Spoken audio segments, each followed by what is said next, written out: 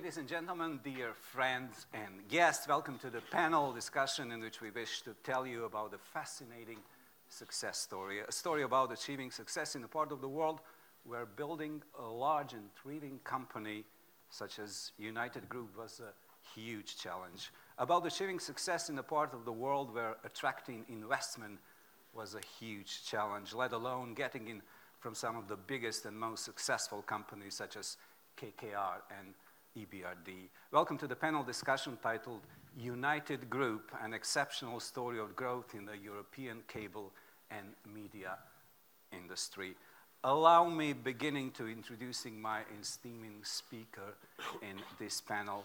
It's Alan Piu, Vice President, Banking, EBRD.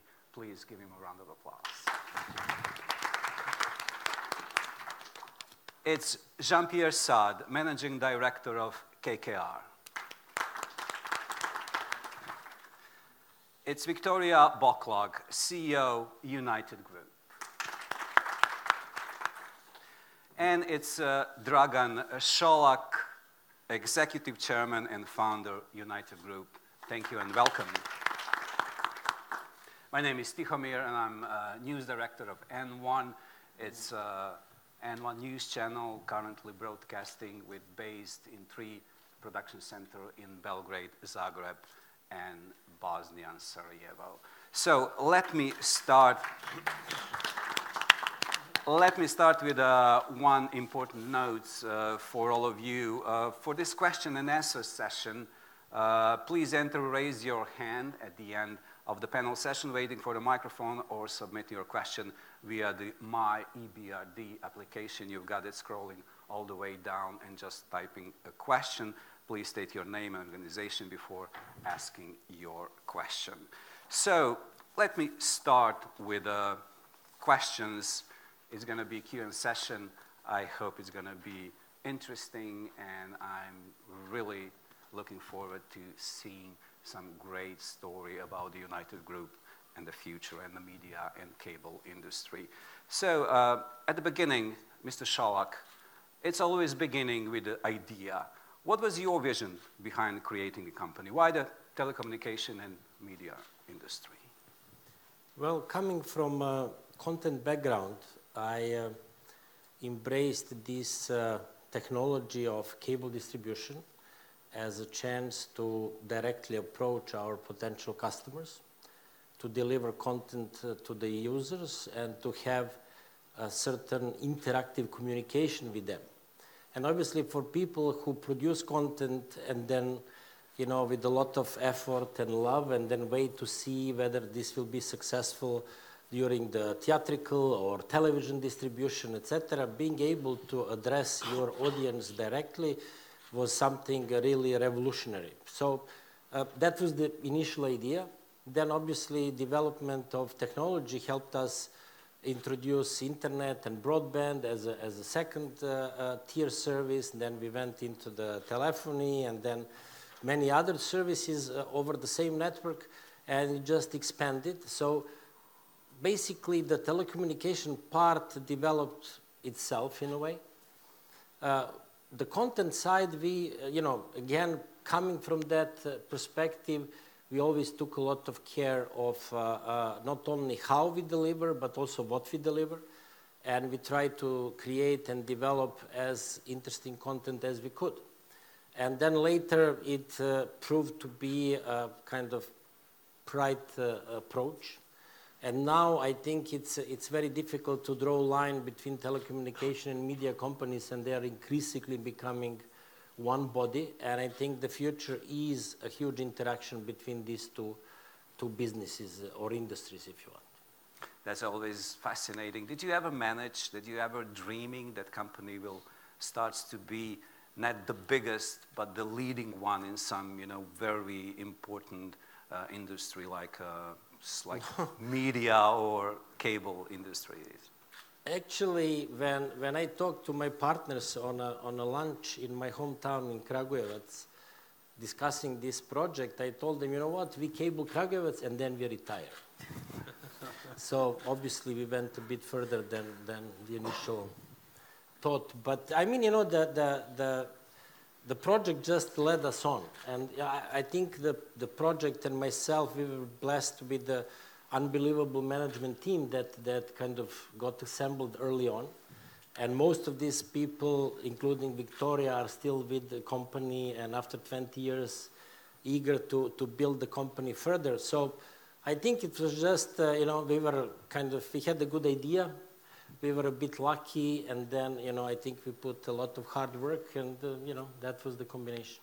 Yeah, Victoria, I guess it's always beginning the idea, but then it's the people who are gathering around that idea. So what did the initial stage of building the United Group looks like? Yeah, well, thank you. Well, I joined United Group when the idea was still probably at the level of Cabling Kragujevac and a couple more cities around Serbia. But actually, at some point, we realized that there is so much more, that we are doing the right thing, so we kind of move forward. When you look at the initial stages, it was basically one apartment, couple of rooms. I think Dragan had this great vision and strategy to launch the cable television media company in Serbia. But at the same time, I think he had luck to find us. We had luck that he found us. So basically, the team was assembled very early on. And most of the people actually with the company at the moment. And as Dragan said, we're really looking forward to move on. So I think it was, you know, a lot of energy, people that came from different backgrounds, but none of us actually were from telecom. I came from private equity. Our operational director came from university. Only the technical guys were the guys that actually, of course, knew, because you have to know the basics actually to build something like that. But apart from that, it was more looking at what the big guys are doing in the industry, trying to replicate really the best practice from around the world. We were lucky enough also to visit cable companies in the States, DTH and cable companies in Europe, pick up the best practice that we could find, and kind of at the right moment, at the right place, with the right people, implemented in Serbia, and then basically built further. So it was and we had a lot of fun along the way, so it was really a great... Yeah, absolutely. I just want to add, we were also blessed with the great partners, because early on we were recognized by Southeast Europe Equity Fund as a potential investment, and they kind of bought in on a greenfield almost level, which is not really usual for private equity guys. And then 2 years down the road, EBRD actually recognized that we are doing something right, and our first loan came from EBRD, and at that time they also invested and bought 10% of our shares. So, you know, having stable financial environment actually led to our great management team show their creativity. And yeah, then, you know, basically we had a good market ahead of us, and we took the opportunities that were there. Yeah, if I quite understand, it's always idea, then great team of the people, but then it always comes to raising the question of money and investment. So, Mr. PU, the EBRD first gave a loan to United Group when it was a really small company and the local economy was going through the difficult time, especially through the 90s and in recent history. Why did you take the risk to finance that small, relatively unknown company? And what were your hopes for what it could achieve? The short answer is that it is a job. So we did a job. And the longer answer is that it was and it is a job to take risk. This is why we have been created, and not to refuse risk. It is our job also to foster the private sector. It's the main focus of EBRD, as you know, so it ticked that box as well.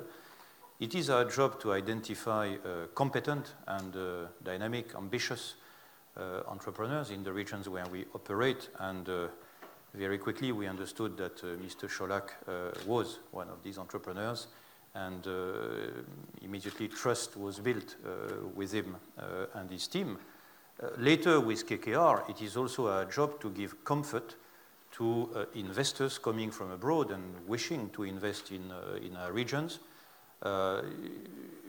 KKR in Central Eastern Europe, it's a rarity, and there are not many US funds of that caliber in the region. TPG, KKR, not Apollo a little bit, not many more. So it's very important to support that, because one of our aims, of course, is to mobilize private sector money. And finally, I want to add that we have a long-term vision of our relationship with our clients. We were present in 2004, as Dragan reminded. We are still present in 2018, and we are happy with it. Thank you. So now we are really talking about the money. So, Mr. Jean-Pierre Sade, United Group was KKR's first media and telecom investment in this Balkan region. Why did you choose this company? What was the idea to financing that idea? True. I mean, first, it's not our first investment in the Balkan only, it's our first investment in Eastern Europe. And that's an investment we did in 2013, we closed it in 2014. And really the background, as Anna was saying, our job as an investor is to look for investment opportunities. And, at KKR we believe in backing the champions, so the local champions within either the sector or the region. And as part of our thematic work on the telecom side, we identified United Group early on as one of the fastest growing cable companies in Europe. So there was a lot of interest for cable companies in Europe. We have been investing in the sector for a while, but when we saw the amount of growth and the potential that this company had, so we wanted to learn more. We went and visited Dragan and the team, and we spent time with them. And it's really being very strong in a region that is maybe a few years behind what the trends that we have seen in Western Europe. So there was a lot of potential. There continues to be a lot of potential in front of the business. Two, we were really impressed when we did our due diligence on the quality of the network, the quality of the assets. It's really top quality. Again, they benefit from being a relatively recent cable network in Europe, and it's really built to the best specs. One thing that's very important as well was the media DNA in the company. So Dragan mentioned his background, in the content business.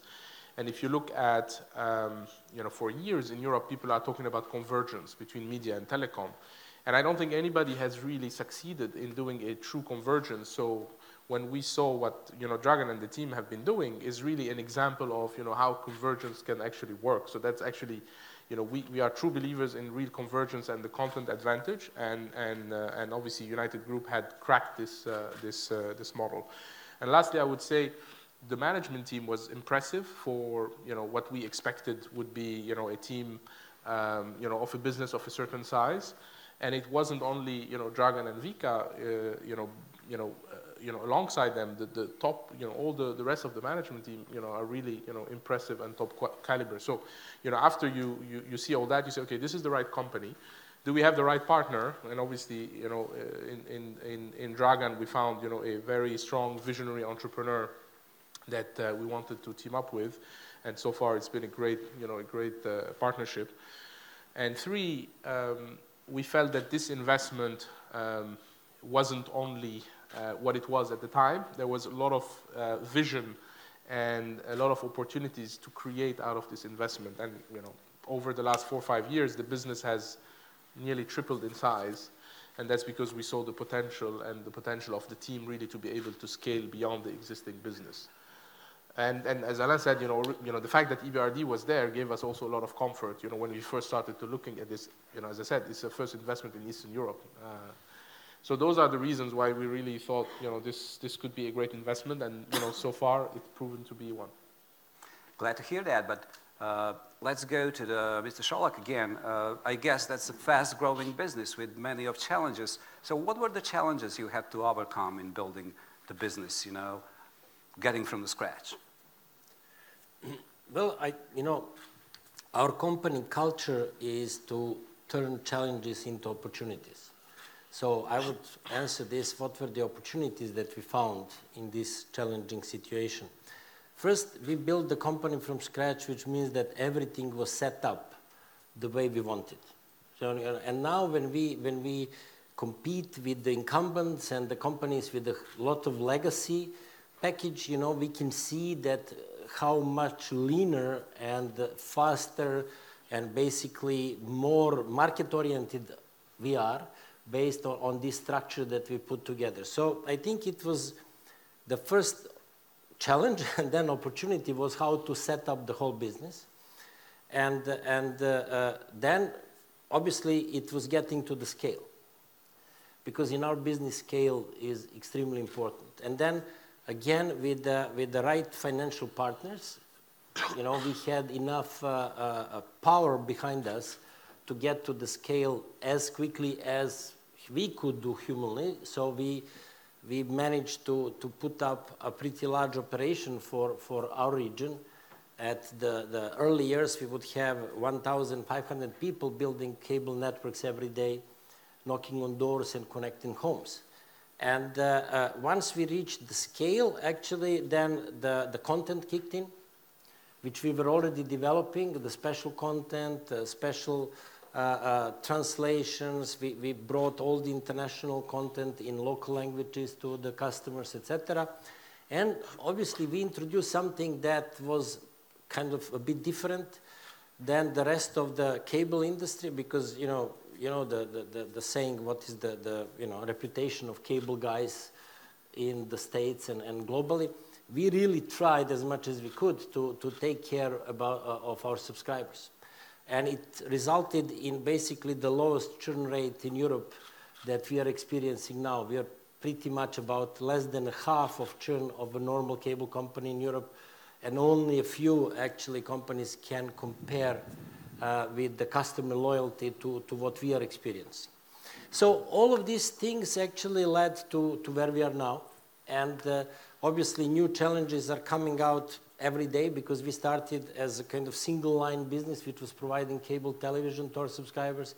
Then we added broadband, then we added telephony, then we added satellite, then we added the multi-screen, then we added non-linear services, then we added many other things. And you know, now to be an agent in our call center, you need to be at least PhD, you know, to be able to answer all these questions, because you need to be really extremely well trained in a number of things, which is how the business developed. So, you know, I think with the right support, we had the right people who put enough effort to basically take the opportunities that were present at the markets where we operate and turn them into the project that is now called United Group. Yeah, we're gonna relatively simply. I mean, yeah, we're gonna catch a little bit later how important it is to give the people the good quality, because that's something that is benefit for the people. But let me ask Mr. Piu, the EBRD often puts emphasis of the importance of investment that have a wider social goods. That's something that the EBRD is being recognized with. How does United Group fit in with criteria, and how it supported the wider growth on a region like the Balkans? What's the social goods that you have to offer with that message that you're going to support that company? I don't know if social is exactly the appropriate word, but as you know, EBRD is about transition. And transition, it means systemic change. And now, this is jargon, so when you translate that into normal words that everybody can understand, it means that we strive, wherever we operate, in the 38 geographies where we operate, to make the economies we work in, we have 6 things in our mind. To make them more competitive, to make them more resilient, this has a lot to do with the financial sector, to make them more integrated, it has a lot to do with infrastructure and with telecoms, to make them greener, to make them more inclusive, and to make them better governed. So this, I hope everybody can understand, because transition is a vague word. If you remember what I've just said, you see that working with Dragan and Victoria, and working with Jean-Pierre and KKR, it ticks a lot of boxes. Of course, because what we do together is making the economies of the Balkans more competitive and making the company itself more competitive, in particular through the expansion which has been implemented over the years in many neighboring countries. It certainly makes the region more integrated, and this is a sector which links countries. Actually, the company is even very good on inclusiveness, because I see there is a woman CEO, so this is excellent. Yeah, a few men are included actually in the but in a you can find a few in the background only, and of course it has a very important effect on governance. First of all, because United Group has a very, very good governance, and it is a role model in the region for many companies. But I will add one thing. The media, the sector where you are, has also an impact on the governance of society. And the attacks the group has been subject of in one of the region's countries show how important it is to have an independent source of information and a competent source of information. Thank you. Jean-Pierre, what were the most difficult strategic decisions that the company has had to make, and how have you helped it working through them? So what was the biggest challenge that you facing with investment and working with the United Group? I mean, look, I would say the company operates in a very competitive market, also in an industry that is in the middle of transformation, right? So whether it's the cable industry, whether it's the media industry in general, there are big waves of transformation, digitization that are going through the industry. So I would say every day, we do, maybe not every day, but on an ongoing basis with Dragan and the team, we do we take important strategic decisions. One of the most transformational ones that we have done back in 2015 was really going towards fixed mobile convergence, when United Group bought Tush Mobile, which was the third mobile operator in Slovenia. And working through the integration, making that a commercial success, was obviously a great experience, but a great proof also in point in the ability of this management team, who coming from cable, maybe content as well, to go into mobile, and that has been a great story so far. The other one I would say is going deeper on the media side. So you've probably seen recently that we have signed for the acquisition of some CME assets, and I'm pleased to say that for those of you who have seen that, we've recently received the regulatory approval for the acquisition of Nova TV in Croatia. And so doing those deals are actually part of the strategy, because we think, with the playbook that Dragan and the team have developed, with the KKR digital playbook that we have, we're able to help those traditional media companies that are going through that transformation to be relevant and more successful in a digital age. Yeah, it's going to be much harder to competing with the Netflix and all those platforms as a traditional television. But let's see some figures and numbers. Victoria, what was the key of SBB success? After 16 years, what do you see as the most important achievements? Achievements? Well, let's look at the numbers. I think let's look at the numbers. Will tell the story. I don't know if you can see it. Okay.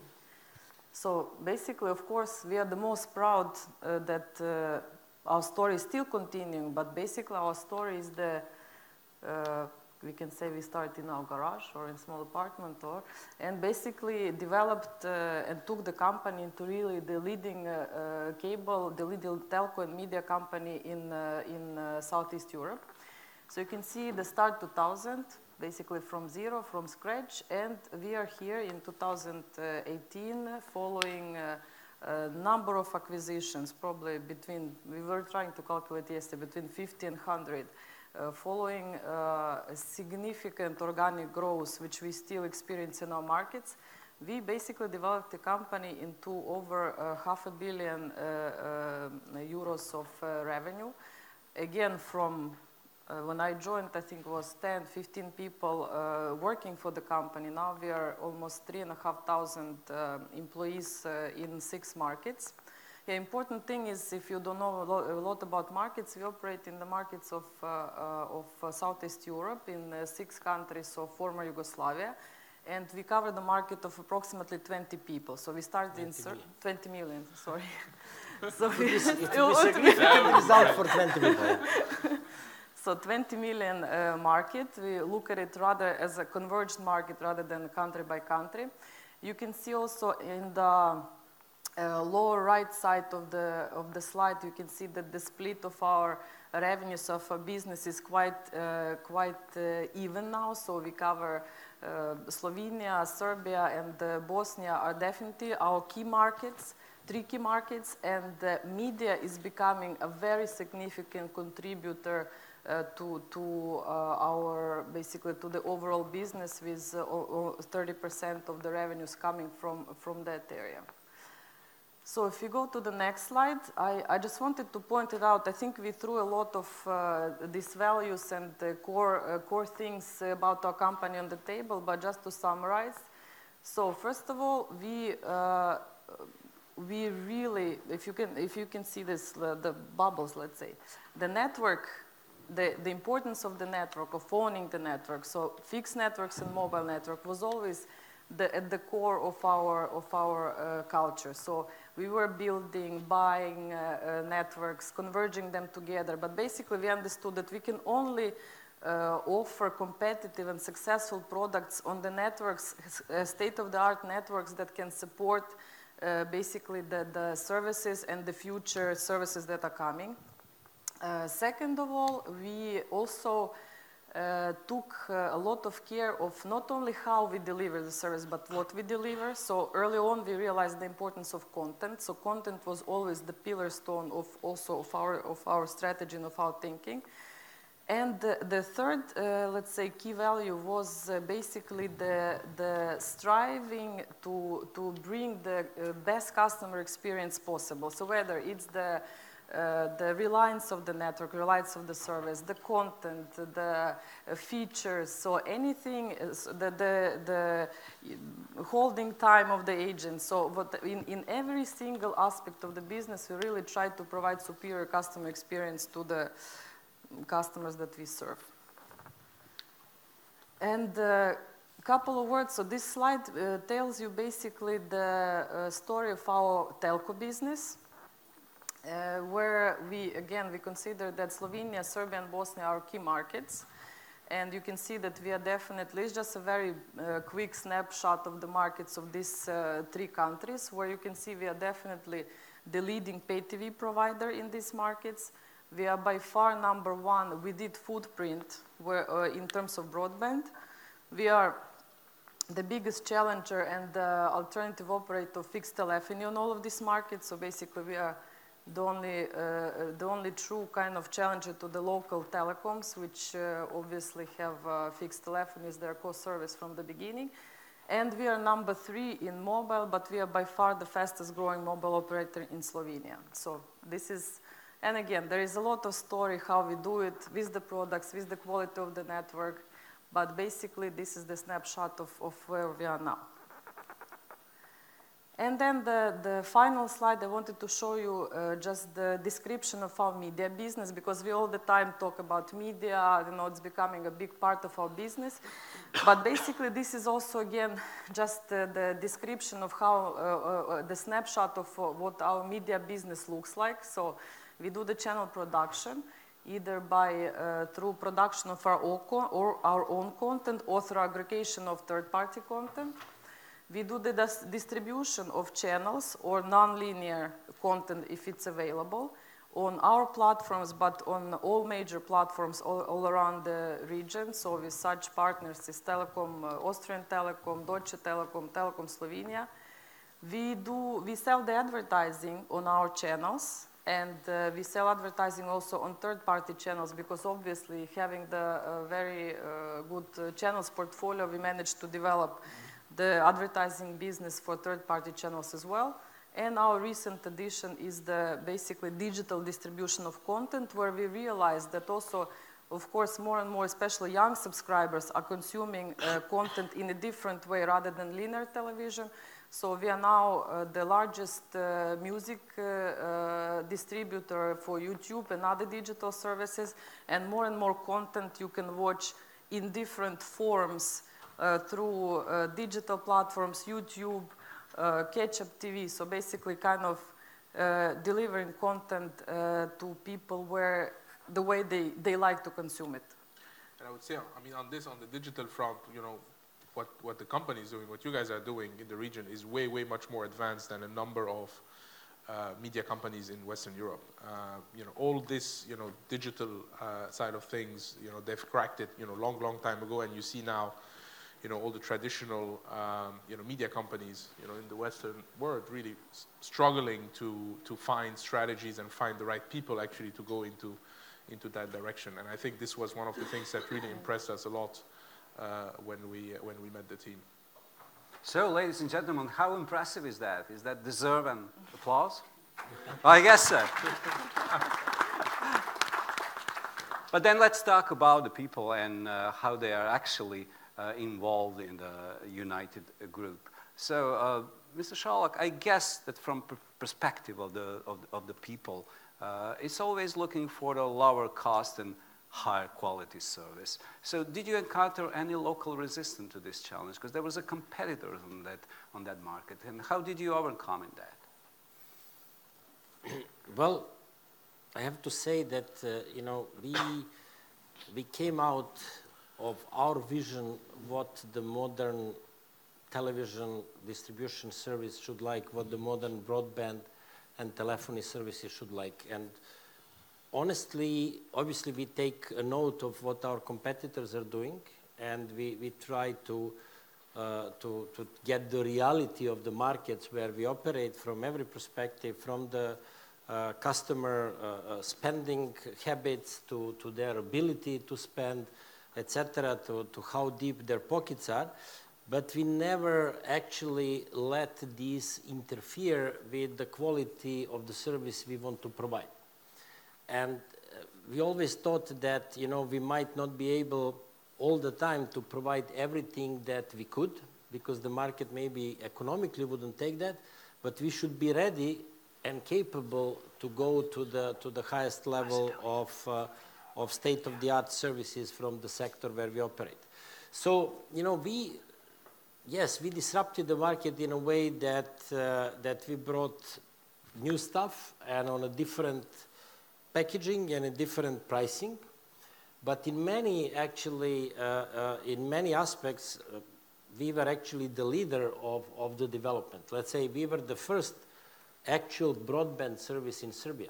Before incumbent started providing broadband, we were providing broadband on our cable. We were first to provide television everywhere service, which means that actually you can take your television service and transfer it to your mobile, to any type of mobile device, to any type of computer device, etc. We were first to do the time shift services. We were first to now offer basically 7 days catch-up TV for all our channels. And I think in September we will be the first to offer completely seamless broadcasting and over-the-top platform, which is really the new level and new generation of the television delivery concept in the world.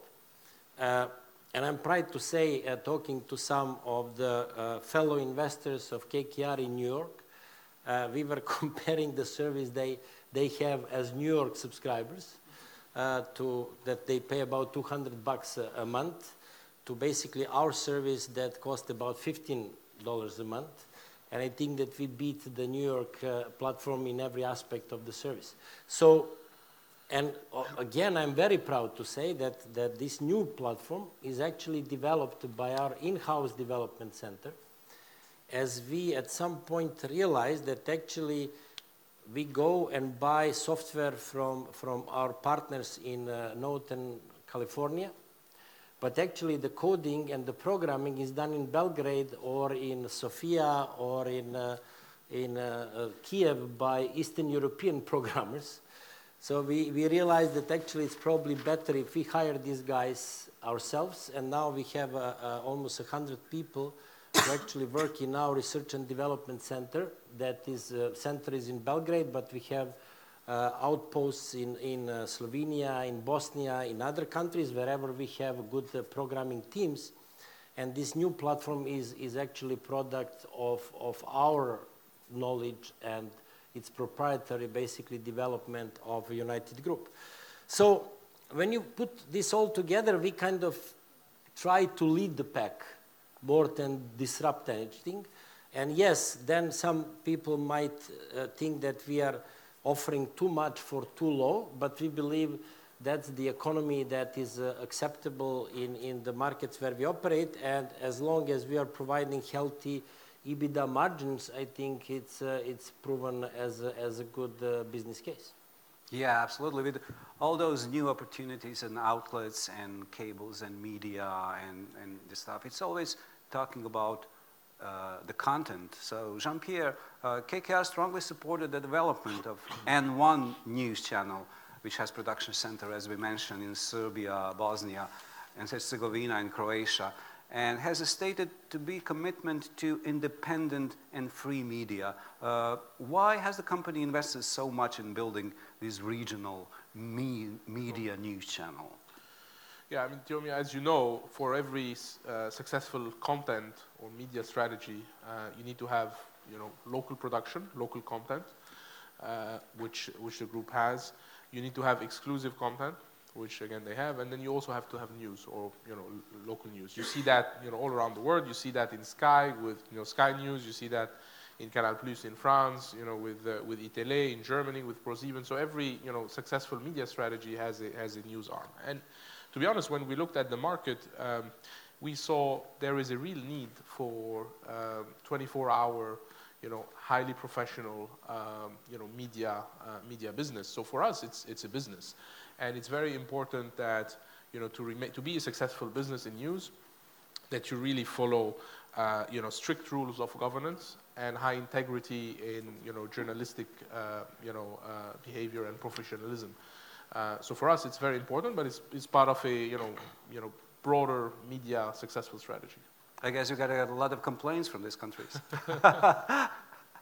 But Mr. Piu, would you say that Slovenia, Croatia, Serbia, Bosnia and Herzegovina, Montenegro, Macedonia are more successful and more democratic countries today than at the founding of the EBRD at the beginning? As an investor in the region, how important is to have business-friendly social and political conditions for a private company to grow?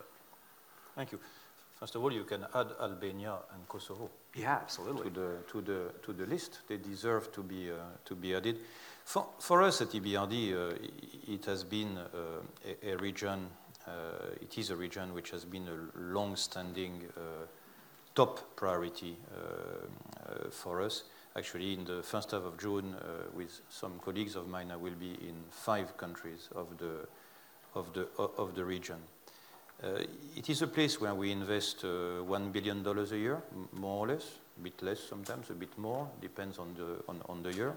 It's not enormous, but it's not negligible. And of course, we try to mobilize also a lot of external money, a lot of additional money.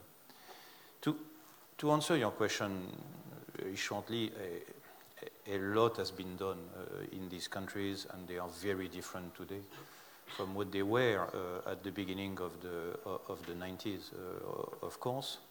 But at the same time, a lot remains to be done. First of all, from a political perspective, I am not from the region, so I think the people from the region know that much better than me, but it is a region where, to paraphrase what an Italian prime minister said at one of the AGMs a long time ago, it's a region where the past is not yet history, because the wounds are too recent. And a lot of political work has to be done on that. What has changed, by the way, when I remember the situation in the 90s, that now the leaders of the region, they talk to each other, They laugh together. I even saw them sing together, even though they don't always sing from the same songbook, as they say in English, but they really talk to each other. It's very important.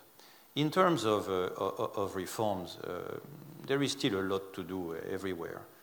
A lot to do in order to improve, of course, regional connectivity.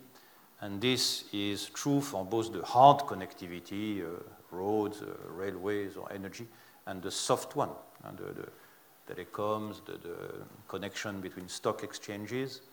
A lot remains to be done to attract more foreign direct investment into the region. It is not simple because the region remains a little bit fragmented and needs to work together more by abolishing borders in many ways, but this is difficult, as you know. And a lot remains to be done. It is not my friend Bozidar, who I see there, who is going to disagree with me. A lot remains to be done to transform state-owned enterprises and state-owned banks. What we have realized ourselves, maybe spurred by the crisis of 2007-2008, is that it is not enough to accumulate transactions, whether in the private sector or the public sector, in order to change things. And this is why, in the last 10 years, we have intensified in a major way in the region our policy engagement in order to assist with reform, to spur reform, to promote reform in the region. I will end up by saying that the prospect of EU accession is extremely important for the region. Slovenia and Croatia, of course, are already in the EU, but it's very important that for the other countries, this hope remains alive, less because of this complex process of legal approximation, which in fact is the main point in EU accession, but because it makes people work together. And in particular, it makes the fractious political class work together. This is what we have seen in every country which has acceded to the European Union, and this is why it is so important for this region to have this prospect. Thank you very much. That leads us to talk about the future at the end. So, Mr. Scholak, probably the question not with the million, that the $1 billion is, how do you see the future of telecommunication and the media industry? How will audience consume their content in the future? Are they going to, television sets that we know now is going to disappear? Are we going to watch the whole TV content on the mobile phone? What's the future will looks like? Well, I think, although obviously it's a big talk about the television disappearing, I don't think so, at least not in a kind of near future. I think that the main change that is brought by technology is that actually you can watch television whenever and however you want. And you can access content whenever and however you want. So if you go to a beautiful picnic in the forest and then you really want to sit there and watch a movie on your phone, I mean, you can do that. I mean, it's a matter of taste, whether you want to do it or not, but it's possible. Again, I have a friend who watches everything on his phone, and even if we are at home and we have a big screen, he would watch a movie on his phone. I said, why? Well, he said, when you put it here, it actually is the size of the big screen that is 3 meters back. So he says, for my eyes, it's the same thing, so he just likes to do it that way. So I think what is our role as operators is that we need to provide choice. And we need to provide choice in technology, we need to provide choice in experience, and we need to provide choice in content. And then everybody will take it, for himself, however he likes it. And I think we all know that about taste is, it's useless to discuss. So, in my opinion, we are getting to the level where everything is almost possible. And let's see whoever likes what and how they will use it. Yeah, they said that the sport or the news will be the only live program in the future. Do you agree with that? But that makes sense because obviously sports and news are things happening now. So, It makes sense that there is broadcasting. If you have a movie channel, it's absolutely the same. Obviously, turning on to a library and just choosing a movie whenever you want, it makes much better sense than turning into the movie channel and then picking up something from the middle. So yes, I would say that many channels will turn into libraries where people would have access and then actually watch whatever they like and when they like it. While basically time-sensitive programming, which is sports, news, there are also some other stuff like events and even when you have these talent shows and stuff like this, people like to tune in live, although we pre-record this and then show it a couple of days later, but it looks live to them. So that would always kind of be live. But yes, if you miss it, you can start over, or if you are 15 minutes late, you can start over. If you need to make yourself a sandwich or do something else, you can pause, or you can just watch it later in the evening when you get home. And that's what we need to provide for our people. And also, I think it's very important that we provide constant improvement of the picture quality. So we are now talking about Ultra HD and 4K, etc. So basically bringing the quality of the content delivery to the higher level, while I still think broadcasting will play a big part. But again, for me, people shouldn't understand the technology behind. They should use the products, they should enjoy the products, and they shouldn't even know whether we are delivering this over the top, over the cable, over whatever. As long as it works and it's on the screen they choose, I think, and in the kind of user experience that is very intuitive and easy to navigate, I think that's the winning combination. Yeah, Victoria, how far away are we from that perspective of the future of the choice? What should be the top priority for the company in the future growth? Well, it's not a 1 billion euro question, but we are definitely, our investment plan is actually 600 million euros in the region in the next kind of the investment plan in the whole region, 600 million euros. We think that there is still huge potential to increase the penetration of our services because, if you go into analysis, definitely compared to Western Europe, the penetration of pay TV, penetration of broadband is somewhat lower than basically in our markets. So this is definitely the room for improvement for us. We also think that further investment into fixed networks and mobile networks in order to sustain the growing needs for capacity will be something which is going to be of crucial importance because we think in order to provide the level of service and the quality of service that we are kind of committed for these 16 years already, we think that we do need to have the networks which are ready for the future. We think that there is always great M&A opportunities, but that's going to be on top of this 600 million that we are kind of planning into at the moment. And of course, further development of our production capacities in terms of content and the aggregation capacities as well. So overall, we will continue to do what we've been doing pretty well, and we think that usually there are even more opportunities that come along, and it somehow becomes always bigger and bigger. So let's see. Yeah, let's see. Let's talk about opportunities. Mr. Piu, we live in a world that's rapidly changing from day to day, becoming more technology developed and connected. What are the future trends in the telecommunication media industries that you think investors should be excited about? I think my colleagues on my left-hand side are much more competent than me to answer that question. I am just a banker after all, so a bit limited. However, maybe a few comments. Innovation in our world is not only fast, it is accelerating all the time. So it's if you have done mathematics and the curve goes this way, it's an accelerating curve. 2 weeks ago, I was in the Silicon Valley, and it's fascinating to see what's happening there.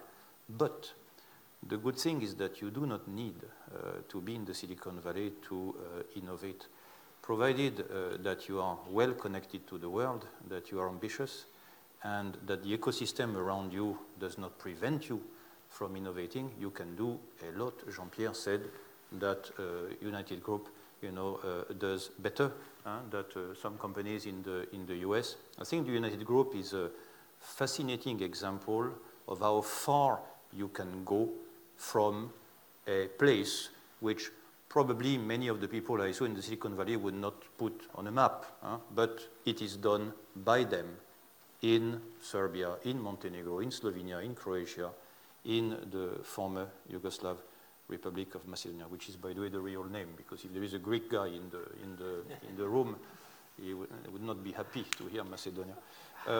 So this is very important. It shows that things are possible, and this is why we are with the group. This is why we are with KKR.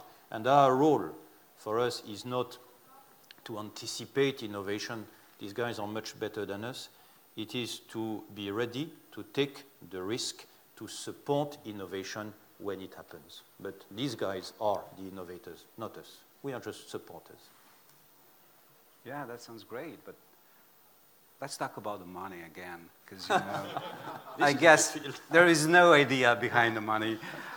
But Mr. Saad, 2 years ago, United Group, under your guidance, issued 1.35 billion US bonds. That's first corporate bonds of the group of companies with quite different economy and situation. How do you see the company's future growth, and what role will you have in KKR in that investment? Sure. So look, I totally agree with what Victoria and Dragan and also Anna was saying about the future and the potential for the future. I think the future of this company is very bright for many reasons. The transformation that is happening in the media world is pretty fast and pretty big, and the company is very equipped to deal with that. And then from a technology perspective, Dragan mentioned 100 developers in Belgrade. This is exactly the point that Alain was making. There is a consumerization of technology, and this is part of it's one of our theses. In Europe is to find companies that are local champions and with the right people, with the right technology, can expand beyond their actual region or their actual sector. And so we see a lot of potential for the company going forward, organically, but also through M&A.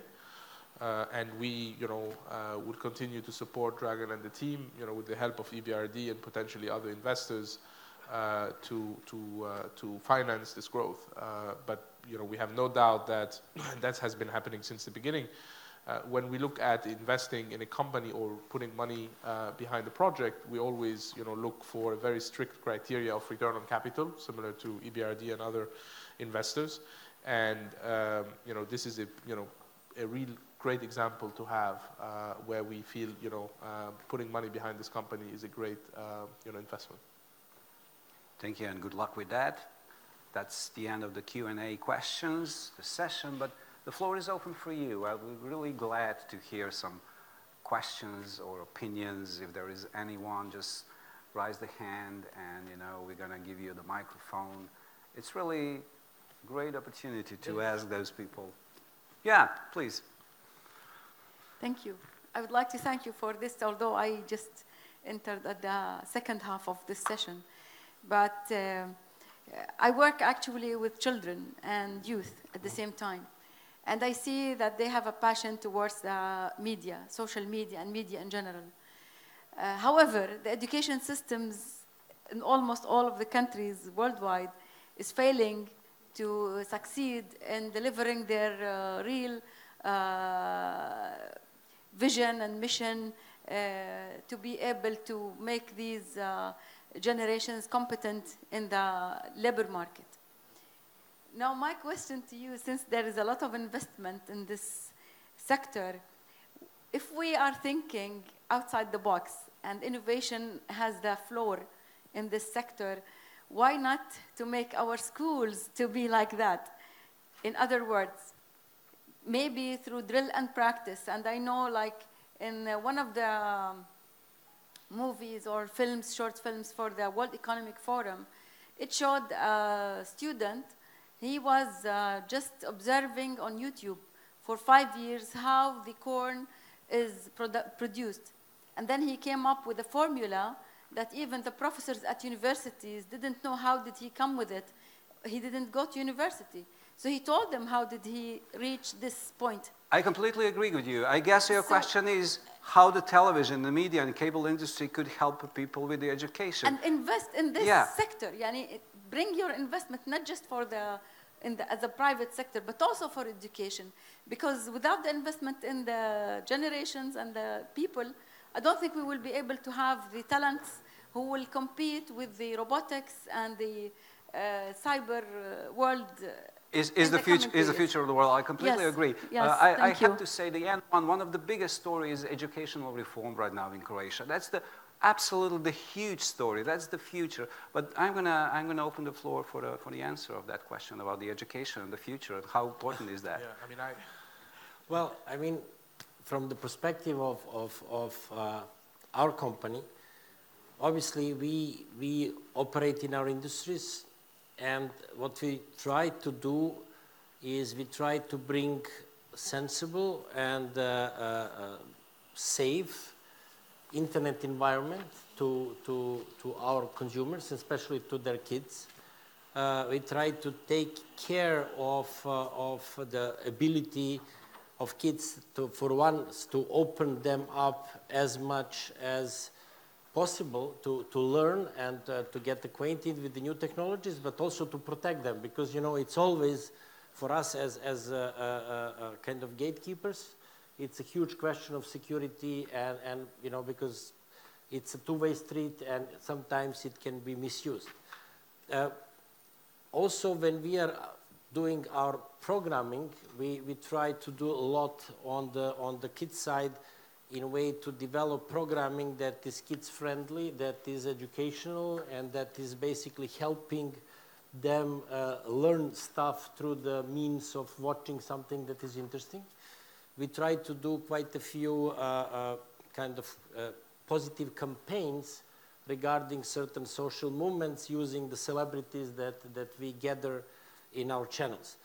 As to really investing, it's very difficult for us because basically we are a profit-oriented company that has to report to its own bankers and investors. And I think investing in education, unless it's a kind of Swiss style, where it is very profitable, but I think you're talking about a completely different type of investment in education. I think that needs to be under the umbrella of World Bank and maybe some part of EBRD, if there is one that does this type of support. I don't think KKR has. Yeah, you do? Yeah. No, I mean, obviously, not this. The topic here is more about UG and the group, but as a private sector investor, similar to a number of our peers, we have invested in schools, K-12 schools. We are invested in one of the largest, international network of schools. So, and in those schools, obviously, those questions that you are raising are the key ones. How do we make sure that, the kids or there is a digital agenda? I see from my own, daughter who's, 6-year-old, they start very early, and this is where, things are going. So, I think private sector, public sector, everyone, recognize the importance of, investing in the school system, and on the private side, it's also, there's a lot of good investment opportunities on the school side.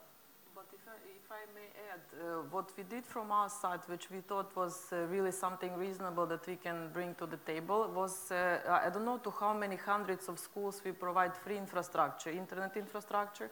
So basically that was some contribution that we could really give to the society. And the second is we are, as part of our, let's say, something that we strongly stand behind is the ecology and kind of ecological agenda. And what we did is we are doing a lot of education of preschool kids in terms of environment, saving environment, because it's a bit of an issue. People who are from the region know this. It's a bit of an issue in our region, littering, basically pollution.